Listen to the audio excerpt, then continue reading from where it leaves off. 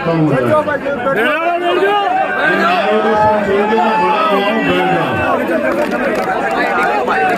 बैठ जाओ। अंधेरे की तरफ समय बढ़ रहा है। मुझसे बात हमारे आज के कार्यक्रम के अध्यक्ष मेरे बड़े भाई राधे राम गोदारा जी अपनी बात रखेंगे। मैं आपसे अनुरोध करूंगा कि आप मुझे सुनें। जब आप मुझे सुनेंगे और मेरे द्वारा कही गई बातों पे खड़े हो जाएंगे, आप ये समझ लो कि यहाँ के किसान इस लड़ाई को जीत जाएंगे। तो मैं आपसे आग्रह करूंगा, बैठ जाओ। ये काम पत्रकार साथियों को, ये काम पत्रकार साथियों को कुछ समय प्राप्त कराने में आप यहाँ के लोग बैठो, आपको देखे बिगड़ गए।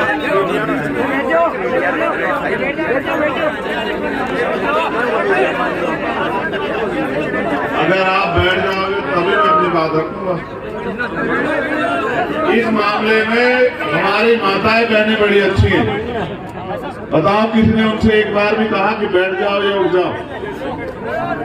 जिनके कंधों पे सबसे ज्यादा जिम्मेदारी है वो तो देखो लापरवाही कर रहे हैं, जो कौम के युवा और जो माए बहनें जिनकी पगड़ी, जिनके सम्मान के लिए हम लोग लड़ रहे हैं पूरे देश में, उनको कुछ नहीं कहना पड़ रहा, झुके तो बैठे। और तुमसे ज्यादा कपड़े और सर और ओढ़ के सब बैठेंगे। वो जो यहाँ का पर्दा है उसका भी पालन करिए। तुमको तो पर्दा भी नहीं है, फिर भी ऐसे बेचैन क्यों हो यार? चैन से बैठ जाओ और आराम से बात सुनो। दोबारा नहीं दूंगा, हल्ला बचाओगे तो चुप हो जाऊंगा बस।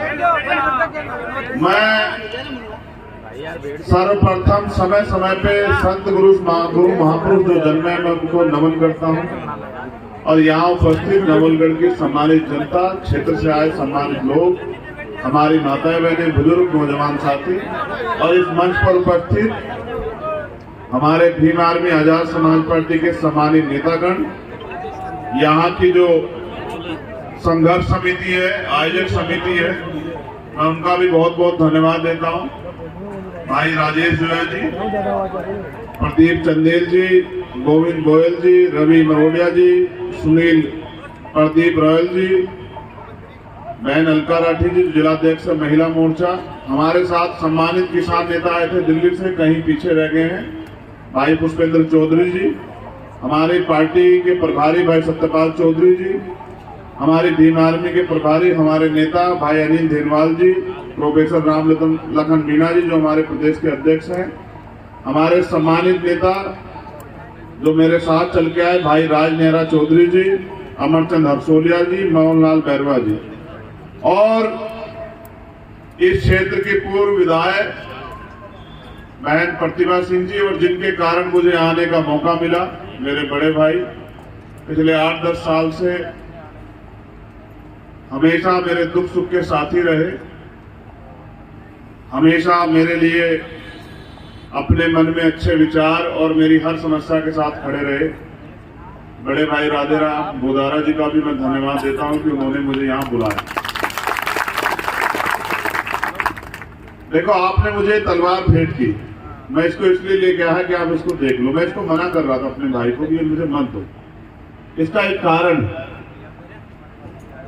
ये आज भारत लोकतांत्रिक हो गया है। तलवार से कोई लड़ाई नहीं जीत सकते हम लोग। अगर तलवार से जीतते तो यहाँ क्यों बैठते थे? भाई जंग लगाने को थोड़ा ही दोगे तुम मुझे, इसे समझ रहे हो? समझ रहे हो? तलवार से कोई लड़ाई नहीं जीती जा रही। भारत लोकतांत्रिक देश है, संविधान है। जिनके पास कलम की ताकत है, ये कलम उनका राज है। जिनका राज है वो कोई धरना नहीं करते। मैं यहाँ के विषय में भी बात रखूंगा, जो आज घटा उस पर भी बात रखूंगा। मैं बस आपका ध्यान आकर्षित कर रहा हूँ। आप यहाँ इसलिए बड़ी संख्या में जुटे हैं क्योंकि आपको तकलीफ है और आप चाहते हैं आपकी तकलीफ खत्म हो जाए। तकलीफ आपकी एक नहीं है, आपकी तकलीफ कई। मैं आपको वास्तविक स्थिति में लेके आता हूँ। 14 अगस्त 1947 को भारत गुलाम था। 15 अगस्त 1947 को भारत आजाद हुआ। लेकिन इस देश के किसान, कमेरे और वंचित वर्गों को, महिलाओं को अधिकार नहीं मिले। अधिकार मिले जब 26 जनवरी 1950 को बाबा साहब अम्बेडकर द्वारा लिखित संविधान इस देश में लागू हुआ। तब इस देश के वंचित वर्ग के लोगों को जानवरों के जीवन से इंसानों के जैसा जीवन जीने का अवसर मिला। अगर देश के प्रथम प्रधानमंत्री आजाद भारत के बेटी को भी प्रधानमंत्री बनने का मौका मिला तो वो बाबा साहब अम्बेडकर के संविधान की वजह से मिला। अगर आज बहन बेटियां डॉक्टर, इंजीनियर, IAS, IPS बन रही है तो वो भारतीय संविधान में जो महिलाओं को अवसर मिले उसकी वजह से मिल रही। और आज अगर हमारी बहनें विधायक, मंत्री, मुख्यमंत्री, प्रधानमंत्री, राष्ट्रपति बनी है आज एक वंचित वर्ग की महिला, तो ये भी बाबा साहब डॉक्टर भीमराव अम्बेडकर के संविधान की वजह से हो रखा। मैं ये बात आपसे क्यों कह रहा हूं? जब 14 अगस्त को जो हालात देश की थी, 15 अगस्त 1947 को आजादी के बाद भी वही हालात थे। 26 जनवरी 1950 को संविधान ने आश्वस्त किया कि देश के हर नागरिक को, प्रत्येक नागरिक को रोटी, कपड़ा, मकान, सम्मान के साथ, अधिकारों के साथ जीवन को मिलना चाहिए, जीवन उनको जीने का अवसर मिलना चाहिए।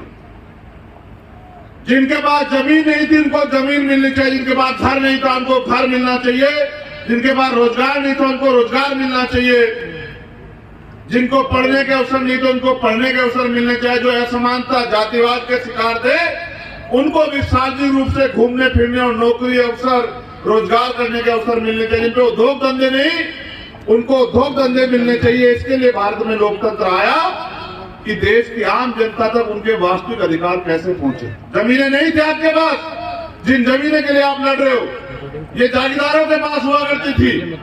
फिर बाबा साहब अम्बेडकर साहब छोटू राम साहब ने लड़े, आज उन्हीं की संतानें यहां बैठी हैं। वो लड़े और जमीनों के लिए लड़े कि जमीन मिले गरीब को, जमीन उसको मिले जो खेती कर रहा। और फिर भूमि जमींदारी आंदोलन हुआ, जमींदारी जो कानून था वो खत्म हुआ, कमजोर वंचित वर्ग के लोगों पे जमीन आई, तब आपने खेत में हल चलाया। और आज उन जमीनों को जो आपको आजादी के बाद मिली उनको सरकारें छीनने का काम कर रही। और इनका एकमात्र मकसद ये है, आप नहीं समझ रहे हो, कि जो रोजी रोटी चैन से किसान का मेरा खा रहा है उनकी रोजी रोटी भी छीन लो, वो लेबर क्लास बन जाए, बड़े बड़े धन्ना से पूंजीपति, इनकी फैक्ट्रियां लगे, इनके बड़े बड़े व्यापार लगे, इनके बड़े बड़े मॉल बने और आपको हर एक चीज के लिए इनके पास गिरवी रखना पड़े अपना घर बार, और इनके यहाँ जाके आपको रोटी मांगनी पड़े। एक किसान पैदा करता है बंजर भूमि को। मेरे पिताजी प्राइमरी स्कूल के हेडमास्टर थे और उन्होंने मुझे सिखाया, वो खेती भी करते थे, रात को जाके पानी देते, तब जाके फसल पैदा होती। फिर प्राकृतिक मार है, फिर चोर भी ले जाता है, तमाम तरह की मुसीबतें हैं, उसके बाद फसल तैयार होती है। MSP की कोई गारंटी नहीं। आप लड़ रहे हो, आपकी जमीन छीन गई, किसकी वजह से छीनी आपको नहीं पता। मैं तो नवलगढ़ की जनता पे वो कर रहा हूं भाई, मेरी बात पे गौर करना आप सब लोग। लोकतंत्र का मतलब ये है कि जिनकी ज्यादा संख्या उनका राज होगा, जो बहुसंख्यक लोग हैं उनका राज होगा। यही तो लोकतंत्र है ना, कि जिनकी वोट ज्यादा होगी उनका राज होगा। आपने तो सबसे बड़ी लड़ाई कमजोर ये कर दी कि जिनके 10,000 वोट है उनका विधायक बन रहा है, जिनके 80,000 वोट है वो बैठ के तमाशा देख रहे हैं। देखो क्या किया आपने। मैं ये नहीं कह रहा कि दूसरे लोग नहीं बन, सब बन सकते हैं, लेकिन आप ये बताओ, अगर दुश्मन के हाथ में औजार दोगे तो आपका इलाज करेगा नहीं करेगा? बताओ। करेगा। अब आज उसी के लिए तो परेशान हूं मैं वापिस आता हूं। मैं जब आ रहा था, हमारे साथी यहां से भी कह रहे थे, एक साथी हमारे बड़ी अच्छी बात की उन्होंने, ये कह देंगे कि संविधान बाबा साहब ने नहीं लिखा है, संविधान तो क्या नाम बताया उनका? ए भैया छोड़ो, वीरवार मत बताओ, सुनो, बाबा साहब अम्बेडकर की औलादे जिंदा हैं। इतिहास नहीं, भूगोल भी बदल रहा है। भूगोल ऐसे गुंडे मवाली बहुत देखे हमने, समझ रहे हो। हमारा मन नहीं था जाने का वहां, तुम्हें सच बता रहे। हम किसान कमेरों के औलादे, हमारा मन नहीं था वहां जाने का, इसलिए जाने का मन नहीं था, आपके बीच में आने का मन था। वरना भाई लोग यहाँ बैठे हैं, अगर जाने का मन होता तो वो क्या वो डंपर वंपर लगाए थे? वो डंपर वंपर पलट के जाते भीम आर्मी, आप जानते हैं। यहाँ जो बैठे वो जानते। मैंने कहा कि रुक जाओ, तुम्हें लगता है कि हम आजाद हैं, है या नहीं है? तुम्हें लगता है ये डंपर रोक लेंगे क्या? हम नहीं। तो हम यहाँ आए क्यों हैं? हमारा असल मकसद वो नहीं है। भाई ने बताया जब मेरी बात की शुरुआत कर रहे थे कि मैं माल्यार्पण का विरोध नहीं, मैं माल्यार्पण का विरोध नहीं करता, मैं माला पहनने का विरोध करता हूँ। माल्यार्पण तो मैं अपने महापुरुषों को करता हूँ, इसलिए करता हूँ, उनका कर्ज है हमारे ऊपर, उन्होंने हमारे लिए बलिदान दिया है, वो हमारे लिए लड़े, संघर्ष किया, एक एक अधिकार के लिए जो आंदोलन किया, लाठियां खाई। हम क्रांतिकारियों के बच्चे हैं, हमें इस बात पे फख्र है देश में, किसान कमेरे को उड़ा दें।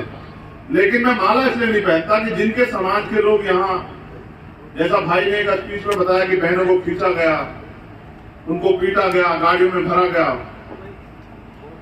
ये लड़ाई यही नहीं चल रही है देश में। वहां देखो आप जंतर मंतर पे क्या हुआ, पहलवान बेटियों के साथ किस तरह का अन्याय किया गया, देखा आपने?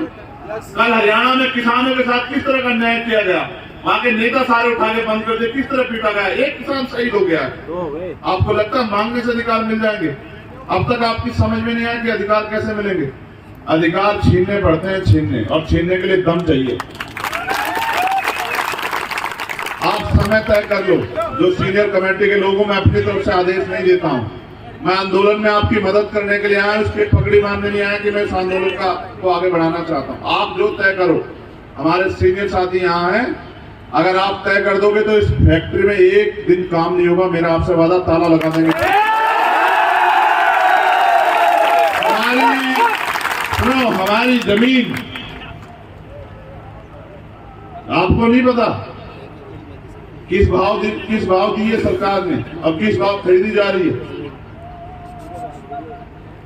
आपको नहीं पता किस भाव देनी चाहिए थी, आपको नहीं पता कि क्या मुआवजा होना चाहिए था, सर्किल रेट क्या है, और किस तरह से सरकार के इशारे पे सर्किल रेट कम किया हुआ है, जिससे कि इनकी जमीनें, किसानों की जमीनें जो संविधान से मिल गई है, इनको लोग हड़प लें। और आपको नहीं पता कौन कौन से लोग प्रभावित होंगे, जिनके खेत हैं वो तो किसान प्रभावित होगा, लेकिन जिनका घर चलता है खेती से, जो खेती से जुड़े लोगों से जुड़े हुए हैं, चाहे वो लोहे का, लकड़ी का काम करने वाला साथी हो, चाहे जिनके पशु पलते हो, या जिनको छोटा मोटा लकड़ी का रोजगार हो, वो सब इनसे प्रभावित होंगे। आप नहीं समझ पाए। इस देश के किसान कमेरे जब तक एकजुट नहीं होंगे, इस देश के किसान कमेरे जब तक भाईचारा स्थापित नहीं करेंगे, इस देश के किसान कमेरे जब तक कागज लेके दूसरों के नेताओं के आगे खड़े रहेंगे, हर सरकार के आगे, तब तक आपको अधिकार मिल ही नहीं सकता। इस बात को आप याद रखो। जो किसान फसल के लिए इतनी मेहनत करता है, धरती का सीना चीर के और दिन रात जाग के तमाम तरह की मुसीबतें सह के फसल पैदा करता, वो आज तक नहीं समझ पाया कि वो इस देश में जब तक अपनी राजनीतिक ताकत नहीं बनाएगा, तब तक उसको कागज लेके या इस तरह के आंदोलनों का सामना करना ही पड़ेगा। और जहां जिस दिन ताकत बना लेगा, उस दिन उसकी फसल की भी गारंटी मिलेगी, और कोई तानाशाह की जमीन पे को जबरदस्ती एक्वायर नहीं कर पाएगा। अगर आपको ये जमीन अपने हिसाब से जो मुआवजा आप चाहते हैं वो करनी है, तो फिर आप ये भी तय कर लो। मेरे लोग तो इसे अपना अपमान मान रहे थे कि भाई उन्होंने जाने दिया। भाई सरकार उनके नहीं जाने देंगे?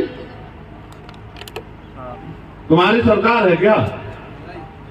लोकतंत्र में वोट की शक्ति सरकार बनी, सरकार उनके नहीं जाने देंगे तो नहीं जाने देंगे। मगर हम वहां जा क्यों रहे थे आपको पता है? हम वहां शहीद आजम सरदार भगत सिंह जी को नमन करने के लिए जा रहे हैं, जिनकी वजह से ये मुल्क खड़ा हुआ, जिन्होंने हंसते हंसते फांसी के फंदे चुने। हम बाबा साहब अम्बेडकर जिन्होंने संविधान लिखा। आज ये जो सरकारी इंस्टीट्यूशन, ये पुलिस के लोग हों, ये प्रशासन के लोग हों, ये MP MLA बनते, जिनकी वजह से बन रहे संविधान की, जिन्होंने उनको लिखा, हम उनको नमन करने जा रहे। हमारा अपमान थोड़ा ही किया है, इस देश के उन महापुरुषों का अपमान किया जिन्होंने इस देश के लिए बलिदान दिया। क्या ये अपमान हमारे लोग भूल जाएंगे क्या? आप बताओ, क्या भूल जाओगे अपमान? इस अपमान का बदला कैसे लोगे? इस अपमान का बदला किसान कमेरे जिस दिन वोट की शक्ति से, वोट की चोट से लेने काम करेंगे, जो लोग हमें आज बाबा साहब की मूर्ति नहीं छूने दिए, ये विधानसभा की पैड़ी भी नहीं चढ़ पाएंगे। मेरी बात को आप लोग, ना हमारी पुलिस से कोई लड़ाई, ना हमारी प्रशासन से कोई लड़ाई, हमारी लड़ाई है अधिकारों की। और मैं यहाँ हमारे जिम्मेदार लोग बैठे हैं, कमेटी के लोग, मैं उनसे को आश्वस्त करता हूँ कि देश में जहां भी अन्याय होता है वहां भीम आर्मी के लोग सीना तान के लड़ाई लड़ते हैं। जहां भी बहनों का अपमान होता है सीना तान के लड़ाई लड़ते हैं और किसी कीमत से नहीं चूकते। यहाँ जहाँ किसान कमेरों की लड़ाई हो, उस लड़ाई को भी लड़ते हैं। हम आपकी इस लड़ाई में आपके साथ हैं। आप समय तय कर लो, अगर आज तय करोगे, जो यहाँ की कमेटी आज तय कर लो, आज लगा देंगे ताला, कोई फर्क नहीं पड़ता। हमारे लिए कोई काम ज्यादा जरूरी नहीं है। और अगर जिस दिन आप तय कर लोगे इसके बाद उस दिन ताला लगवा लेना। ना हम ताला खोलने से डरते, ना ताला लगाने से डरते। हम तो एक बात से डरते हैं कि किसान को मेरे बोलना कब सीखेंगे, ये अपनी ताकत को पहचानना कब सीखेंगे, ये अपने दोस्त और दुश्मन को पहचानना कब सीखेंगे। लगाते रहो नारे, उठाते रहो झंडे और अपने लोगों के साथ होने वाले अन्याय पे नारेबाजी और धरने प्रदर्शन करते रहो, या फिर तुम पे मौका आएगा। मैं तुम्हें सिर्फ सिखा सकता हूं, तुम्हारी उंगली नहीं पकड़ सकता हूं। तुम पे मौका आएगा, अपने साथ हुए एक अन्याय का जवाब वोट की चोट से देके इनको बताना कि अगर हम बना सकते हैं। किसान समझते हो, किसान फसल उगाना जानता है तो काटना भी जानता है ना, जानता है नहीं जानता है बताओ। अगर हम फसल लगाना जानते हैं तो फसल काटना भी तो जानता है। ये तो हमारा लगाएगा पेड़ है जो आपको दुख दे रहा है। इसको सबसे पहले किसने लगाया? हमारे लोगों ने बनाया ना, विधायक बनाया नहीं बनाया? हमारा था कि हमारी बिल्ली हमें मैं आऊं। देखो क्या की बात होगी, हमारे लोग ना बनाते तो बन जाता क्या विधायक? हमारा लगा पेड़ है, हमने दी ताकत और हम ही काटेंगे इस बार। ये भी याद रखना इस बात को अच्छी तरह से कि आज के बाद कोई, कई मामले मेरे सामने आ गए, आज के बाद कोई जो है विधायक और एमपी, कोई मंत्री किसी किसान की जमीन पे गलत नजर नहीं उठाएगा और किसी गरीब की बच्ची की तरफ आंख उठा के नहीं देखेगा। हम सब जानते हैं उनके कर्मों को यहाँ। लेकिन मैं आपसे कहना चाहता हूँ, सिर्फ नारों से काम नहीं चलेगा भाइयों, बहुत कम समय बचा। जैसे ये आंदोलन हो रहा है, अपने आंदोलन को मजबूत करो और इसके बाद गांव गांव गली जाके समाज को जागरूक करो। हमारे महापुरुष जिनके बारे में हमारे साथियों ने कहा, मान्यवर काशीराम साहब कहेंगे कि वोट की रक्षा ऐसे करो जैसे बहन बेटी की रक्षा होती है, और बहन बेटी की रक्षा ऐसे करो जैसे जमीन की रक्षा की जाती है। जिस तरह से बहन बेटी की रक्षा के लड़ते, इस तरह से अपनी जमीन के लिए भी लड़ो, चाहे कोई कीमत चुकानी पड़े। किसानों का इतिहास रहा है कि उन्होंने अंग्रेजों के दांत खट्टे किए, वो इनके भी दांत खट्टे कर देंगे। और मैं आपसे कहना चाहता, अधिकार मांगने से नहीं मिलते, मांगने से भीख मिलती है। अगर अधिकार चाहिए तो छीनना शुरू करो, क्योंकि समय ज्यादा हो रहा है और मैं जानता हूं आपको जाके अपने घरों के काम भी करने हैं। लेकिन क्योंकि जिन्होंने मुझे बुलाया, मैं चाहता हूं मैं उनको भी सुनूं कि वो इस आंदोलन को कैसे आगे बढ़ाना चाहते हैं। उनके मन में यहाँ के किसानों के लिए, कमेरों के लिए, मजदूरों के लिए क्या इच्छा है और वो कैसे चाहते हैं कि इन किसानों का हल हो। फिर जैसे मैं उनके आज के बुलावे पे आया, मैं उनके साथ रहूंगा और मैं उनसे कहना चाहता हूं कि जब आप तय कर ले मन में कि इनके न्याय की लड़ाई को जमीन पे मजबूत करना हो, आप हमें बता देना। हम और हमारे सब साथी अपनी पूरी ताकत से इस लड़ाई को मजबूत करेंगे। बस आखिरी बात आपसे कहनी है, उठो, जागो, पहचानो, संघर्ष करो, अपनी ताकत को एकजुट करो और फिर आगे बढ़ो। वक्त आने वाला वक्त आपका है, तो कोई नहीं रोक सकता। क्योंकि आज अगर कोई लड़ रहा है तो वो आप हो, और जो आज लड़ रहा है वो कल का जो है वो लड़ाका कल का ताकतवर बनेगा। जो ताकतवर बनेगा वो अपने लोगों के लिए काम करेगा।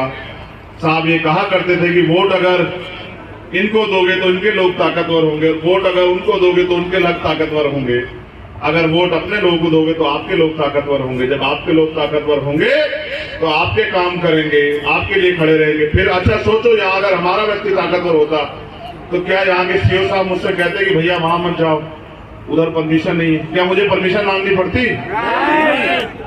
तो मेरी परमिशन तो आप डिनाई करवा रहे हो। आप ताकतवर बन जाओ, मेरी परमिशन खुद ब खुद हो जाएगी। ठीक है, बहुत बहुत धन्यवाद। जय भीम, जय भारत।